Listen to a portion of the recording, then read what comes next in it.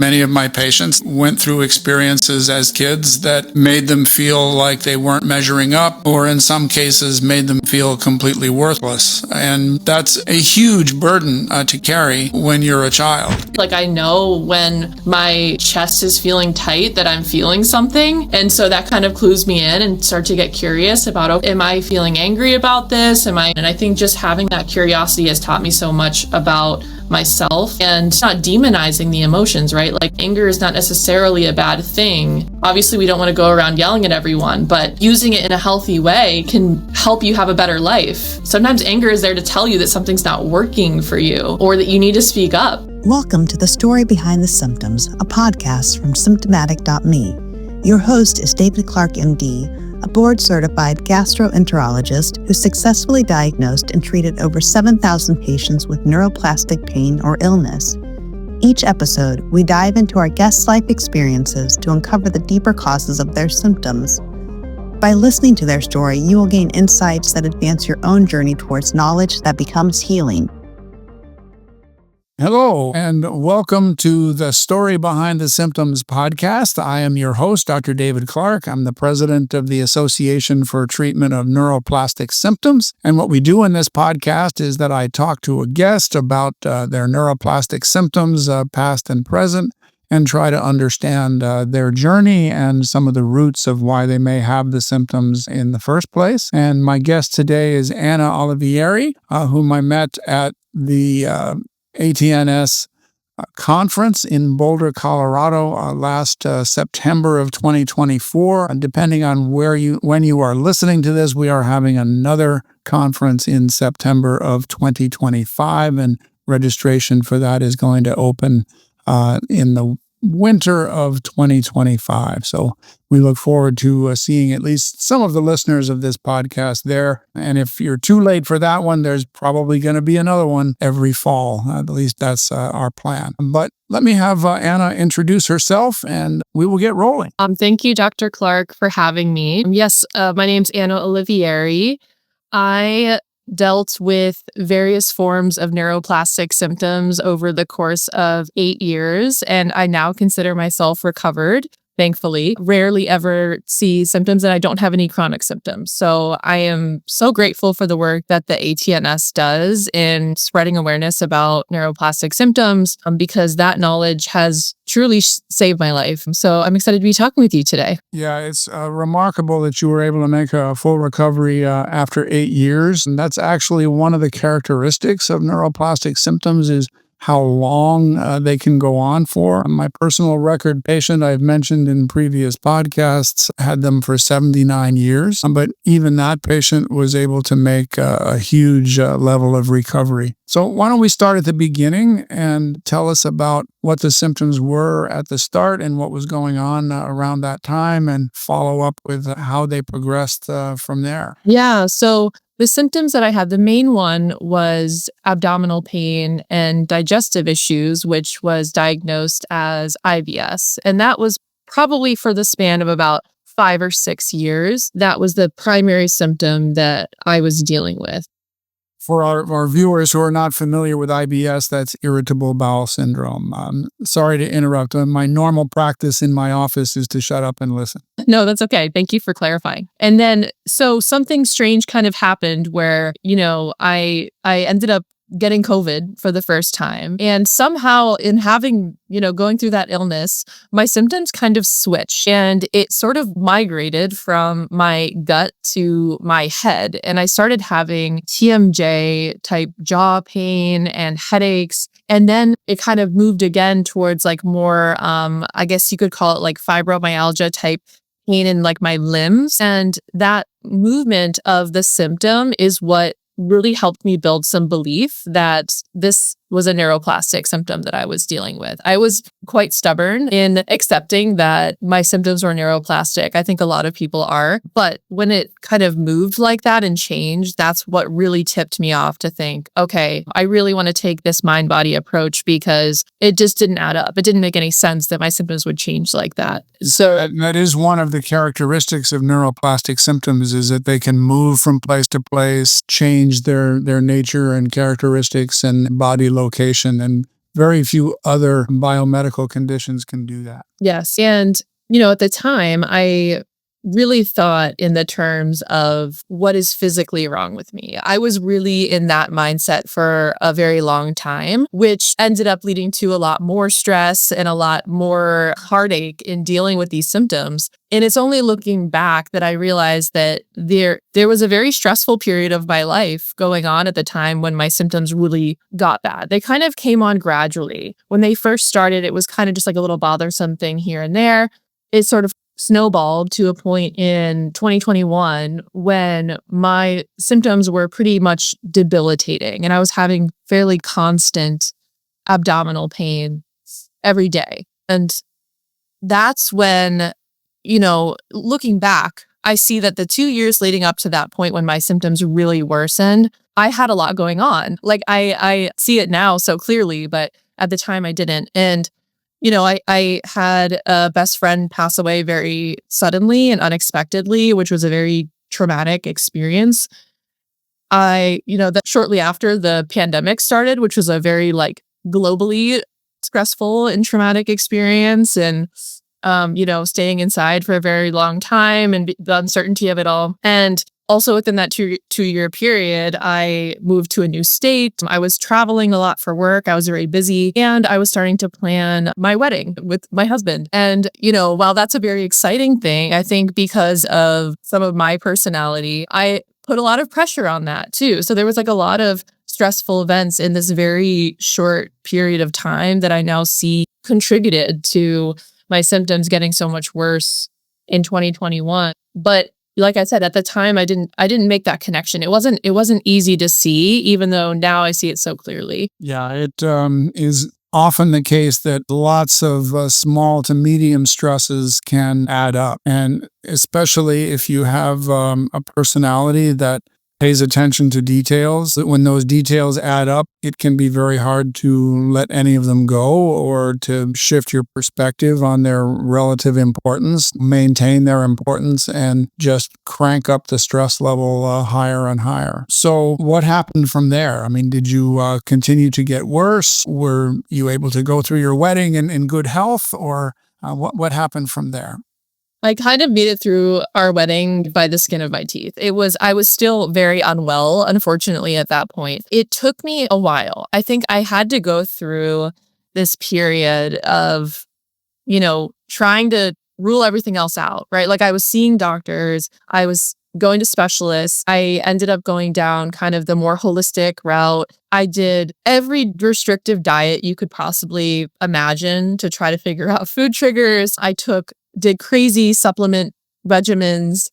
I feel like I just really tried everything. I did a lot of research. I really at a certain point felt like I kind of had to take things into my own hands because going to the doctor and everything was normal and there wasn't really a lot of guidance or support on next steps. It was just kind of well, you're fine. But even though I was in terrible pain. So, I think that's an experience that a lot of people can probably relate to with neuroplastic symptoms. So Very much so. Yeah. And so it can be so isolating and so defeating going through that experience. So I feel like I really just hit my rock bottom. And that's when around that time, I kind of discovered the work of Alan Gordon was sort of my introduction to the mind-body approach. I listened to his podcast. I read his book.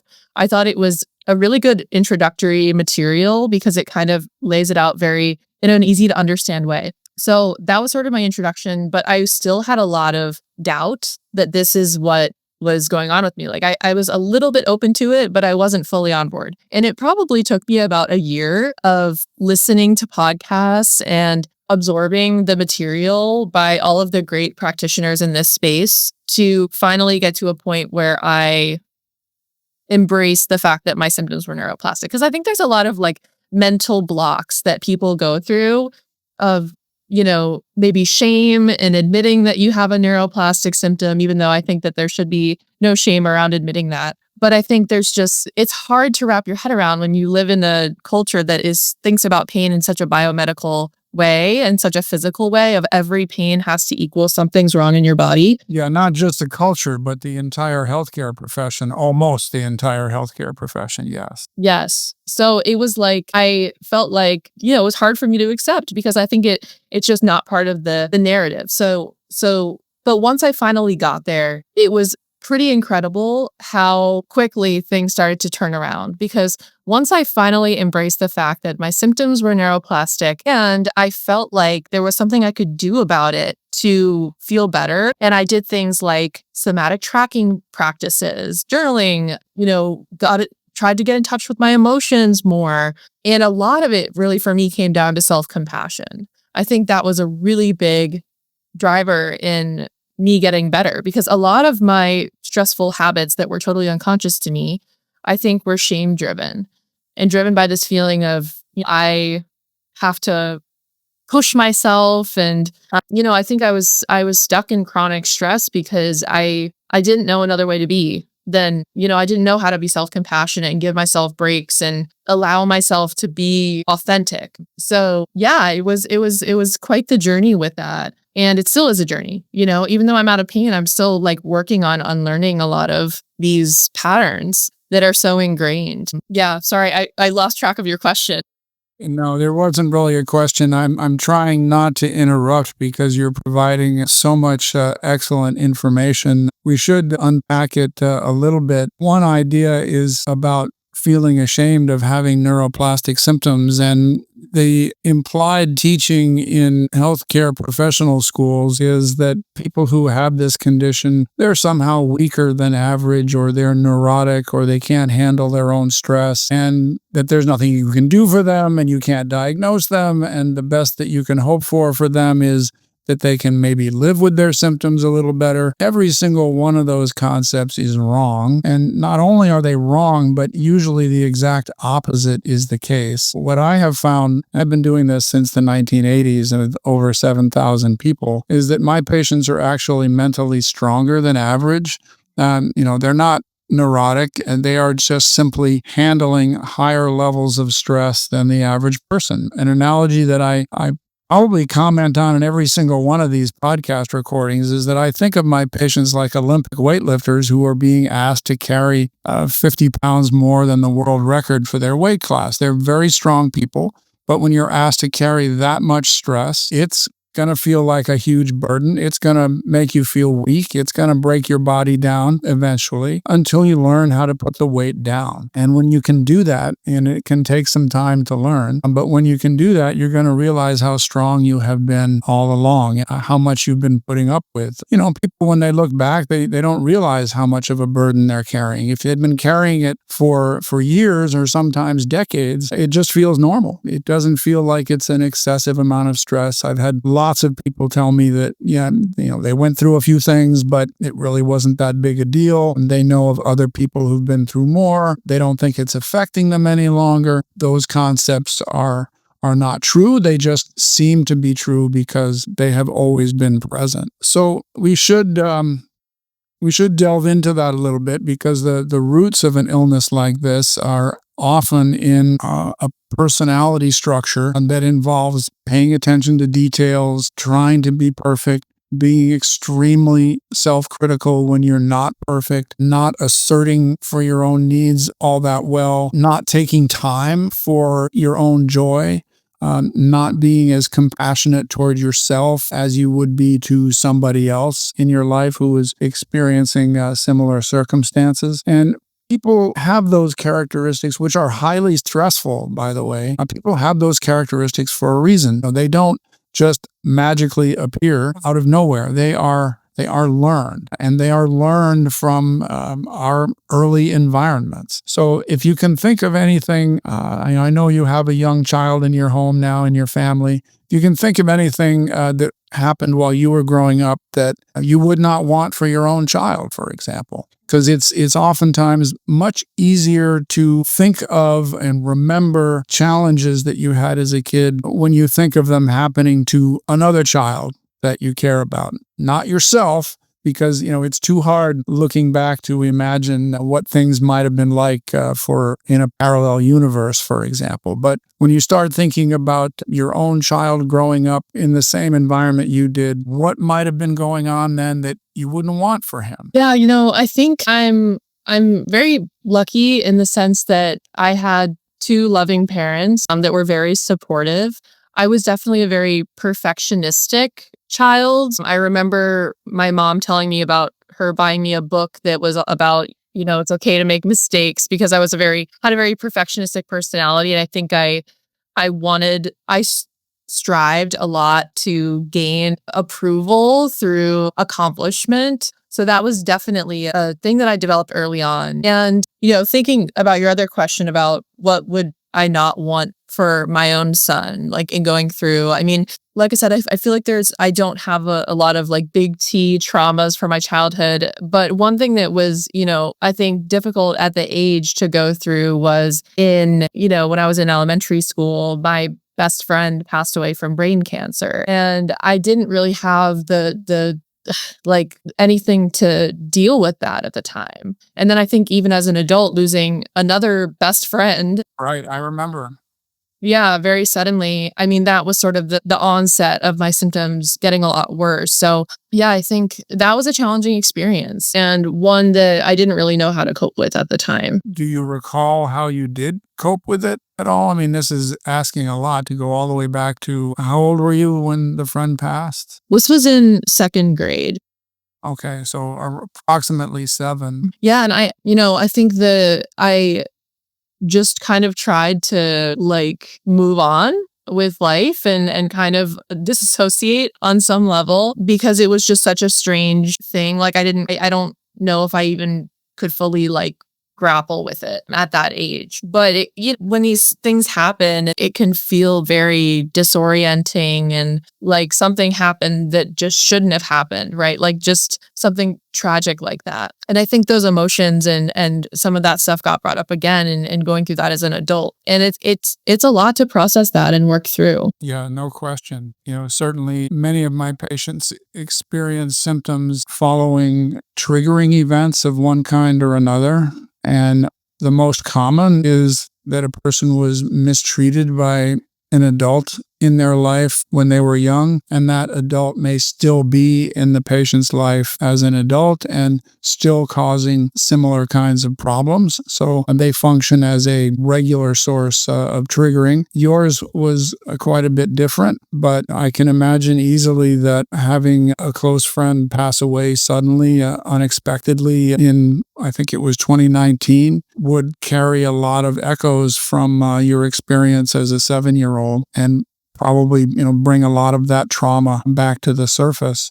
Probably not a coincidence that your physical symptoms started so soon after that. But I'm still thinking about perfectionism and having trouble with self-compassion, where that might have come from. And we may not be able to figure it out, but it certainly can be a significant area to make an intervention in, to try to find a way to make changes in that, because the two of them are tied together. Part of being self-compassionate is to be kind to yourself when you mess up. We all mess up. I'm considered something of an expert in this field, but if you had gone back to the 1980s and had a video recording of me trying to help patients back then, I know I at least would be beating my head against the wall with all the mistakes that I was making. But, try to be compassionate with myself and know that that's just part of the process of learning. But if you're not compassionate for yourself, it just, it piles up. The self-criticism piles up. And anybody who's ever been through a wedding, especially anybody who's ever planned one, knows that the stress of that is going to be high even for the most self-compassionate person. And if you're not, and you're trying to stay on top of the details, which have a way of going sideways at random times, that cranks up the stress level even more. I'll just make one more attempt at understanding the perfectionism and self-compassion. I can imagine that a 7-year-old who lost a close friend might wonder what they could have done to prevent it. The 7-year-olds have a kind of a magical worldview of their own power, and the feeling like if something bad has happened, that they carry more responsibility for the bad thing that happened than would be anywhere close to appropriate. And it's hard to go back to when you were 7 and try to recall how you might have been thinking back then. But I could imagine, and it may not be true, but I could imagine at least the possibility that you felt some responsibility for your friend's death. And a child doesn't have too many options when that's the case. But one of the options is to try to be a better child, to try to do things better, to put a certain amount of weight on themselves to do things so well that nobody else has to die. Yeah, I mean, that definitely could be part of it. And I think I also felt in that whole time pressure to manage other people's emotions and like sort of make everything okay, like make other people happy. Like I think there was some element of that too throughout my childhood of just like managing other people's emotions and abandoning mine, like a little bit of like the people pleaser part too of, trying to keep everything good and together and not let other people feel negative emotions. So yeah, I think that there was a lot of pressure on myself in a lot of different ways. And like I said, just like seeking validation and approval through achievement and through things like that I don't think I developed a very strong sense of self-worth, because that's a very fragile thing to base your self-worth on is achievement and how other people are perceiving you. And I didn't really build up any self-compassion or self-esteem that was authentic through all of that. And that's something I'm learning now as an adult. But it's okay. I mean, I think what you said about perfectionism, and now I if I do something poorly or mediocre, I almost celebrate it, because it's like, oh, there I am, like challenging my perfectionism. Like there I am allowing myself to do something imperfectly, whereas maybe I wouldn't have done that thing before. Maybe I wouldn't have gone on a podcast before, because I would have thought, well, maybe I'm not going to sound perfect, or I'm not going to say everything right. And that blocks you from experience and connection and life. And it keeps you stressed out all the time, which can have consequences and physical symptoms. So I think it's a journey of unlearning these things, but being aware of it is the key. And I love that you're asking about childhood, because that's like where a lot of these roots are. And I think I'm still figuring out what caused that.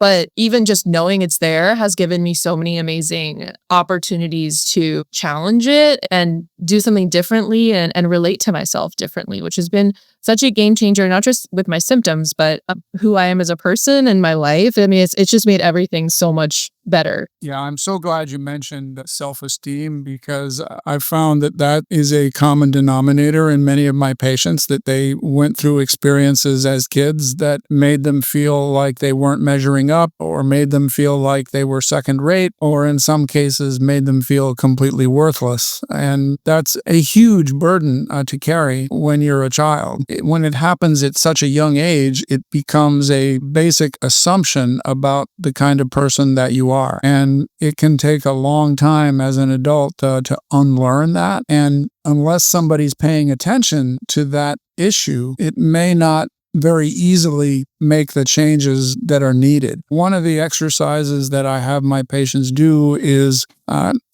as I said earlier, imagining a child you care about growing up in the same environment, and you're watching that child for a week or 10 days try to cope with that environment. And, how would you feel as you watched, that you couldn't intervene in any way at all. You just had to observe. A lot of my patients, when they think about that, they are recognizing that they went through a lot more than they have appreciated up till now. They can see it more clearly, the degree of challenge that they faced as kids when they imagine it happening to their own child, for example. And the purpose of that is not to make you feel bad. The purpose of that is to generate an appropriate level of respect for what that child accomplished.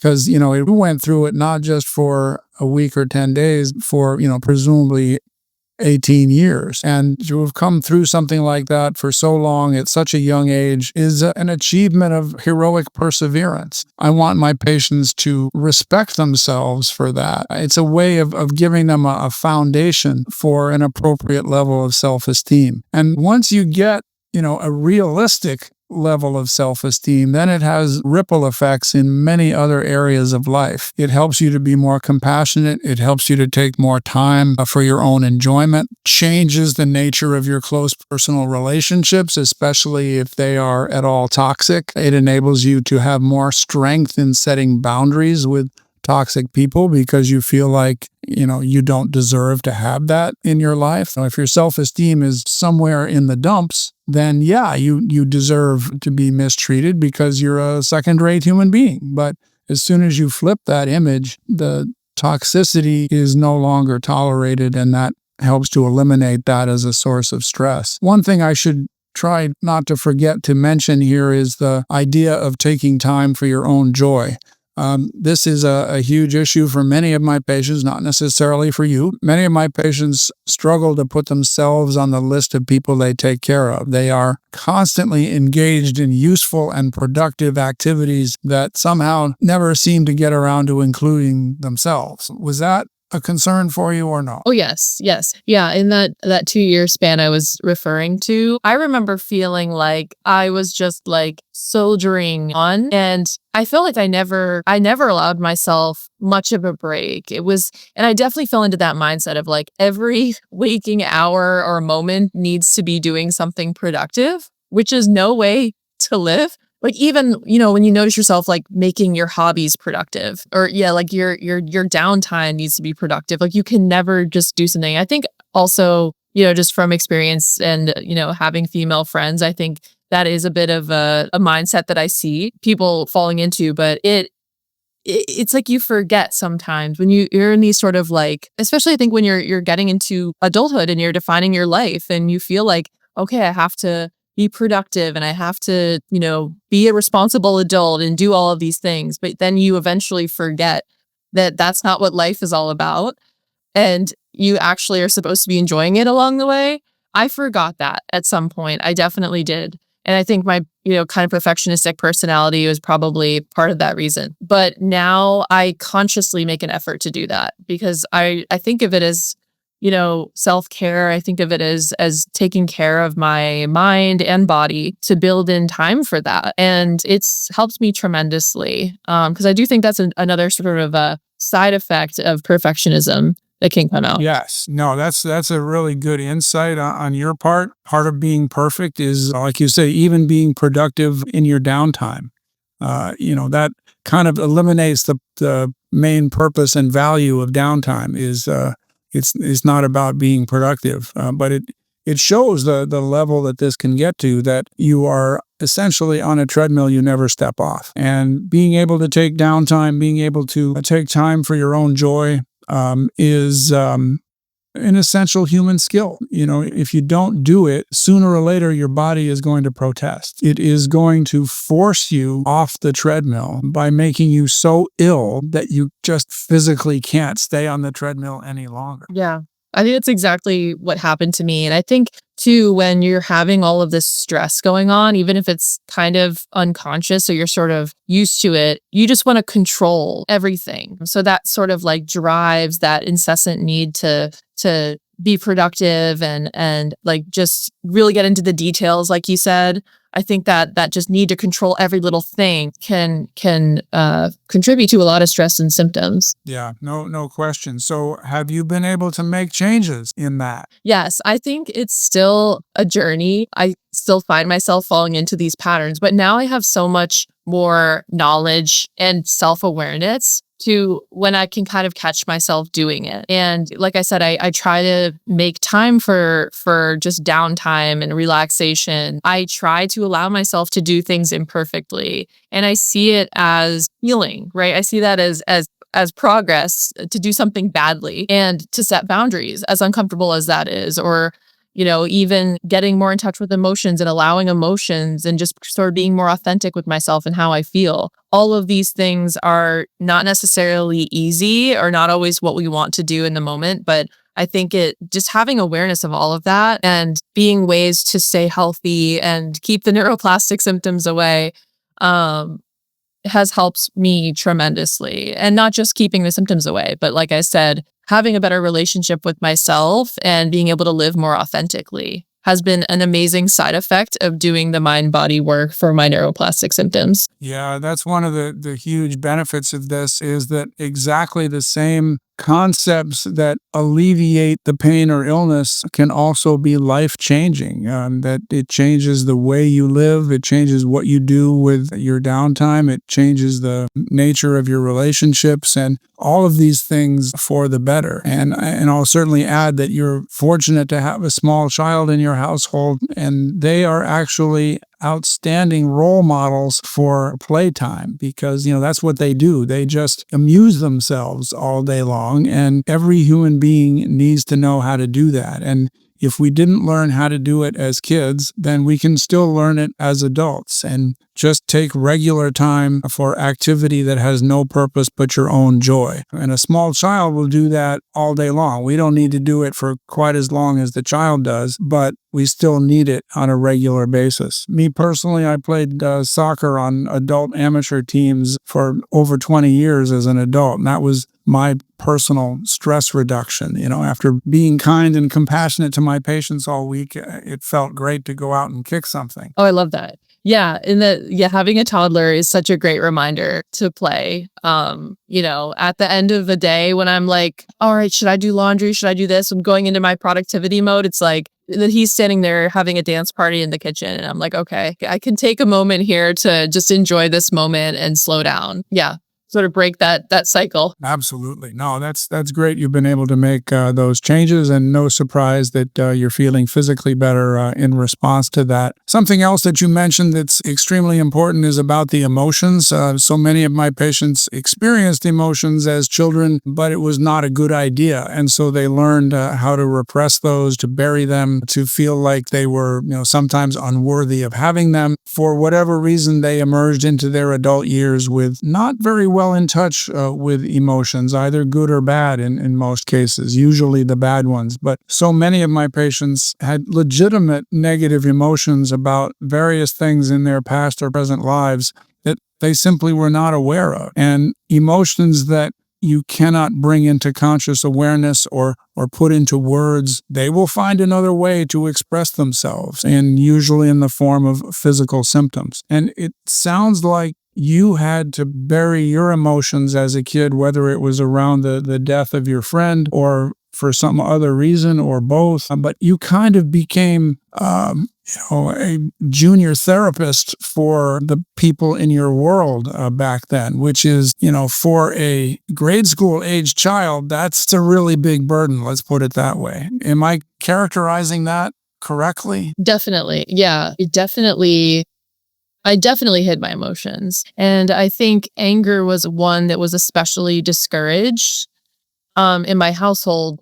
That was one that I still trying to develop a healthier relationship with. I think anger it can be a good thing. It can help you set boundaries. It can help you stand up for yourself. But it can come out in weird ways. I think I've gotten a lot more in touch with that specific emotion.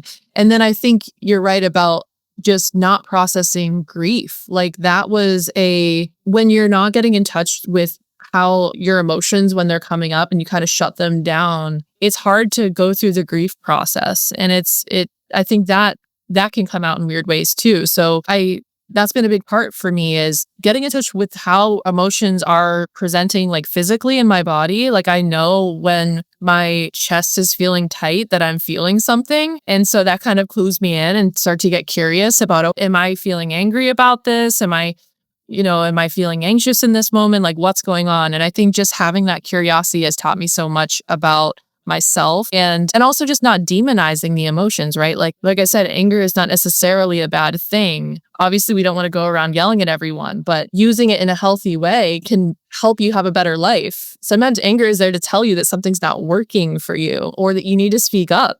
So these are, I think, especially for women too, an important thing to recognize, because I think that's very discouraged, especially amongst women, amongst men too. But I think just not demonizing any emotion. Like these are natural, normal things that we experience as humans, and that's okay. And using them in a positive way can be a really good thing. Yeah, absolutely. Emotions are not good or bad, they just are. And it's our job to figure out why the emotion is there and what we can do if it's not a pleasant one. But emotions always have a physical component to them. They always manifest in the body. The issue for my patients is that the emotions are manifesting in the body without the conscious awareness of the emotion itself. So they just have the body component without the conscious component. And for a lot of my patients, we have to use that same exercise again of imagining their own child and think about what might have happened to them that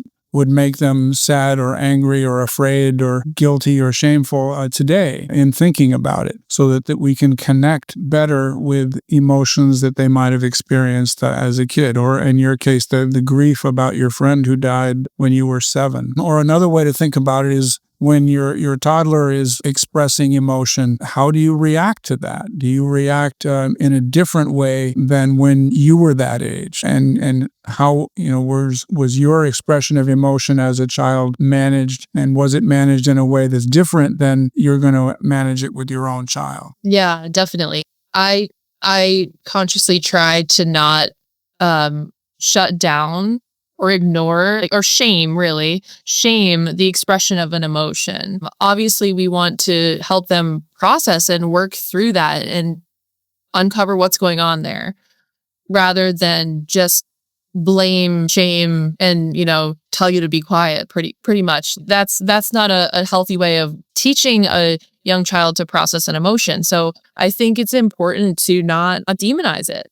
Like you said, these are okay. These are natural. They're normal. Obviously, we live in a society and we have to learn how to control them to some level and manage them. But just shutting them down all the time is when the body will tell you to just stop and shut down, because it's that I think builds up stress, is the pressure trying to hold it all in. Yeah, holding in these natural states of emotions.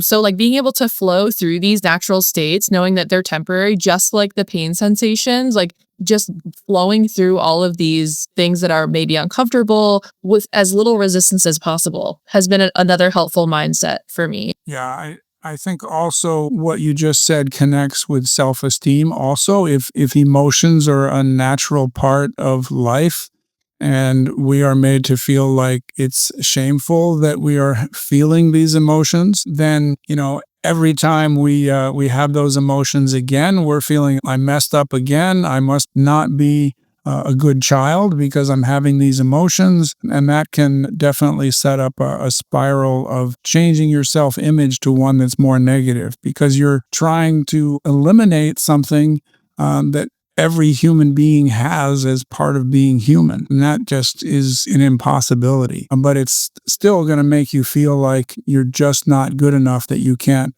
control these things, which is going to feed directly into perfectionism and a lack of self-compassion. You had another insight as well that I think is very important for our viewers, which is that now when you feel something in your body, such as the example you used in your chest, you're using that as a form of communication from your brain. You're saying, my brain is trying to tell me something. It's potentially trying to tell me that there's an emotion going on here. I should try to figure out what that emotion is. And that is an ideal way of using a physical symptom. You're shifting it from a source of alarm or dread or excessive focus into something that your brain is simply using as a form of communication, that your brain is actually trying to help you out here. It's using your body to communicate a source of distress that you can then beneficially pay attention to. I think that's a 180-degree flip in how most people who are in pain or ill feel about their symptoms. And it's a direct route to recovery from this. So very good insight. I love the way you just connected that. Yeah, that's a really good way of seeing it. And, it's the more you do that, the easier it's going to get, let's put it that way. And the less those symptoms are going to be, because you're going to notice them before your brain has to crank up the severity. Yeah. And even now, if I get a little twinge of something that's reminiscent of my old symptoms, I react so much differently now. I see it as a sign that I am overwhelmed in some way for some reason. Sometimes I can pinpoint it, sometimes I can't. But either way, I'm like, okay, now's the time to really remember those things about making time for enjoyment, being very self-compassionate, right? Like being self-compassionate in that moment of dealing with that discomfort and being like, yeah, this sucks. This sucks to deal with.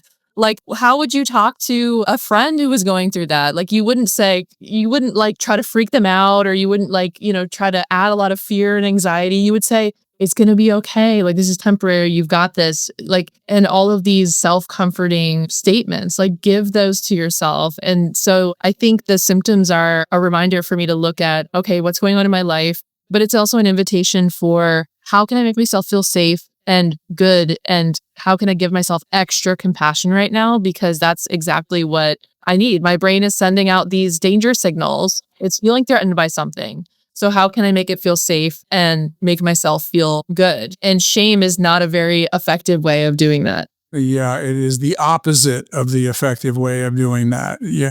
And it has its own negative ripple effects on a person's self-esteem. All right. Well, this has been a tremendously insightful discussion, but it makes me want to circle back to 2019 when your friend died. And we've just finished talking about emotions. What was your reaction at that time? And can you contrast it with how you might do things differently today? I don't know if there was anything I could have done differently, to be completely honest. I think it was one of those things where it felt like the rug had just gotten ripped out from under me. And I had no choice but to have really big emotions and feelings at that point. And I think the only thing maybe I could have done differently is just had a little bit more practice with self-compassion in going through that and not resisting some of the emotions, right? Because, the grief can bring up all sorts of emotions, anger, sadness, and having a little bit more capacity for those emotions, I think would have helped me in that grieving process a little bit. But yeah, like at the time, I don't think I had those skills yet. But now I think ultimately it's led me to developing them. As difficult as it was to go through that, and it kind of led me to this rock bottom point. That rock bottom point was really what helped me develop all these skills to get out of it. So in a way, it's like, I don't know if there's anything I could have done differently, but I think now I have so many more skills around how to relate to myself that could help me probably be more resilient in some of those types of situations. Okay. Yeah, that makes sense to me given the journey that you have had.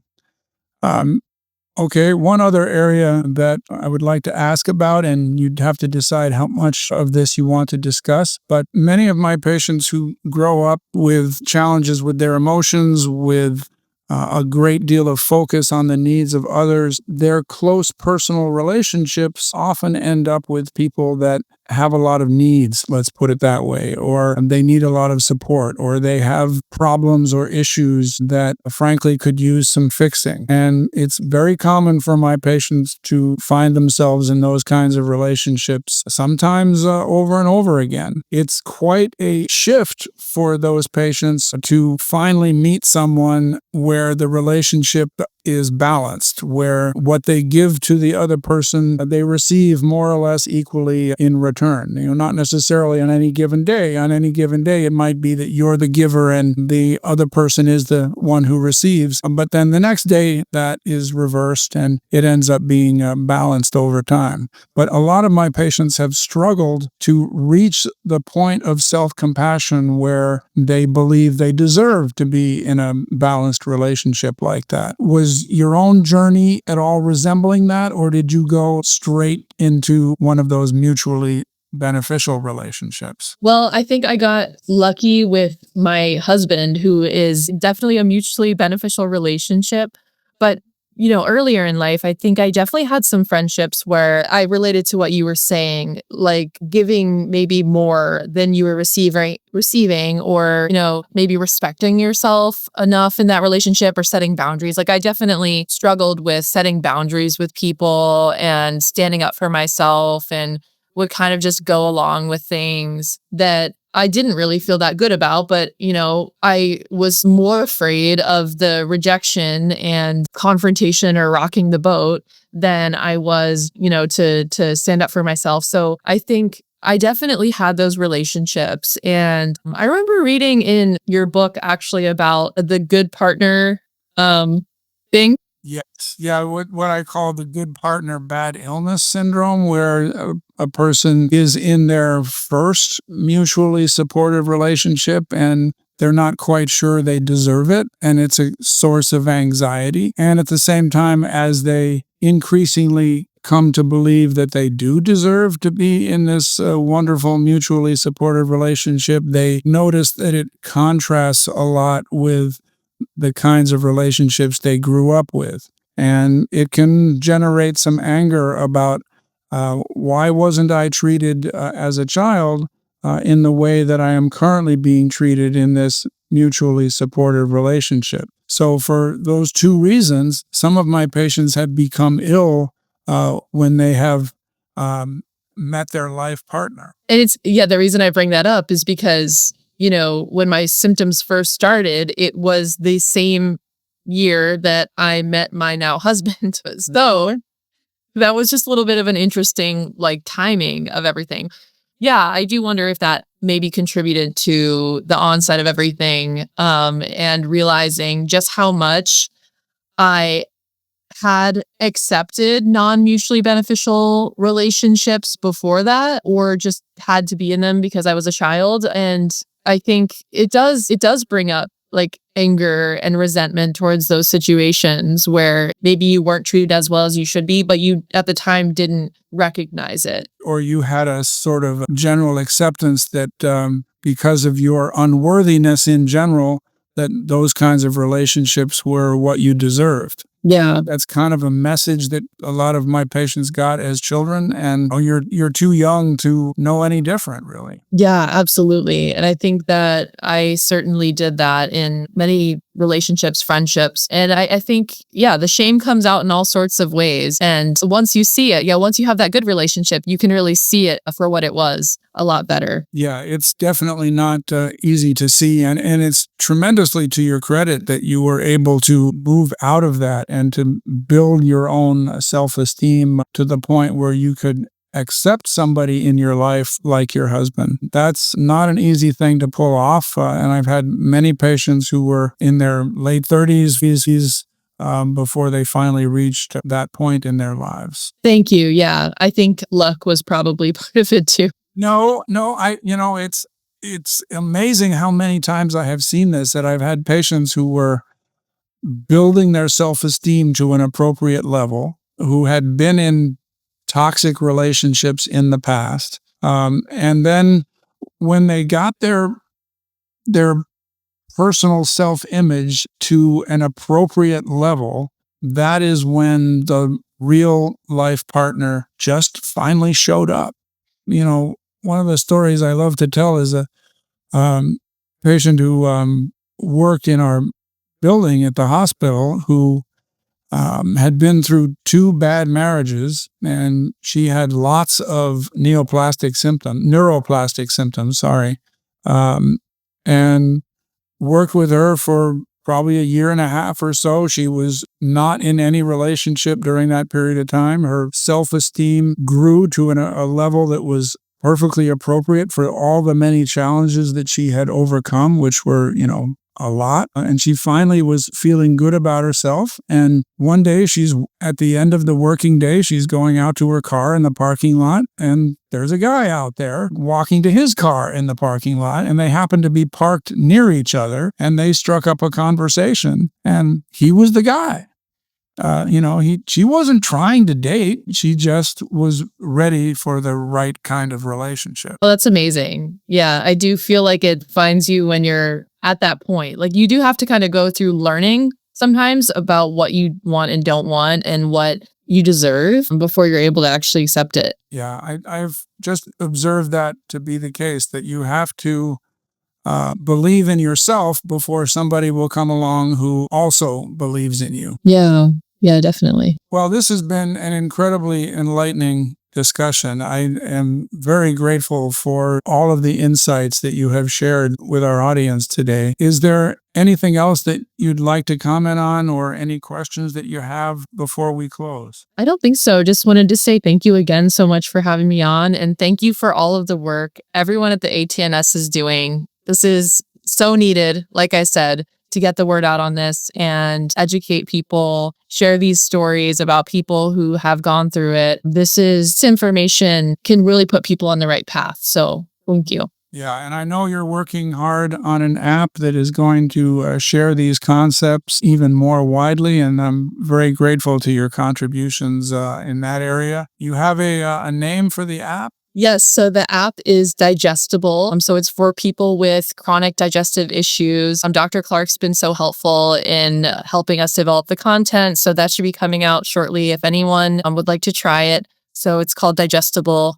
We're really excited to share it with everyone. Yeah, it's going to be very much needed. I can only imagine how valuable it would have been to me in my gastrointestinal practice decades ago. Better late than never. I'm going to be very glad to have it available. Thank you so much, Anna.